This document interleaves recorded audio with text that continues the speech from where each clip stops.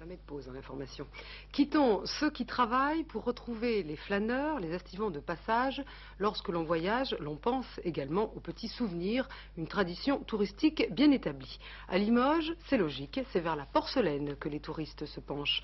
Les stands et magasins installés sur la route nationale 20 sont aux premières loges pour les accueillir.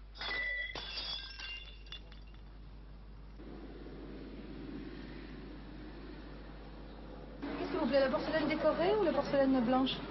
Décorée, plus jolie. Hein? D'ailleurs, j'en ai un beau service de porcelaine, un très beau qui vient de Limoges d'ailleurs, un très joli qui ressemble à celui-ci qui est en dessous là, au brochet là. Très décoré. Très décoré, exactement, c'est le même avec, pour les poissons c'est le même, et puis les assiettes c'est un peu comme celui-ci, la marquise de Pompadour là, voilà ce que je veux dire. Qu'est-ce que vous avez choisi, madame? Belle de table. Pardon.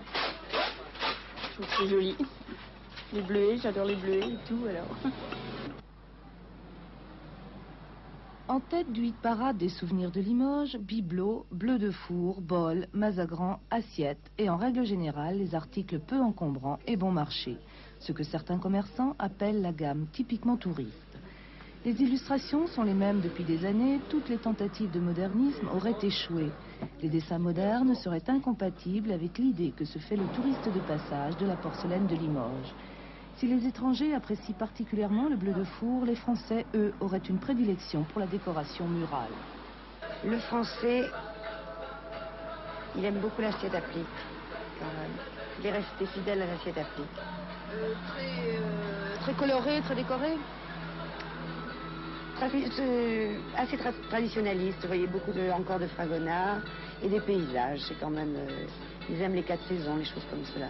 Et ça marche très bien, c'est pour le touriste, le client qui veut ramener une chose à la femme de ménage qui a gardé le toutou ou le minet.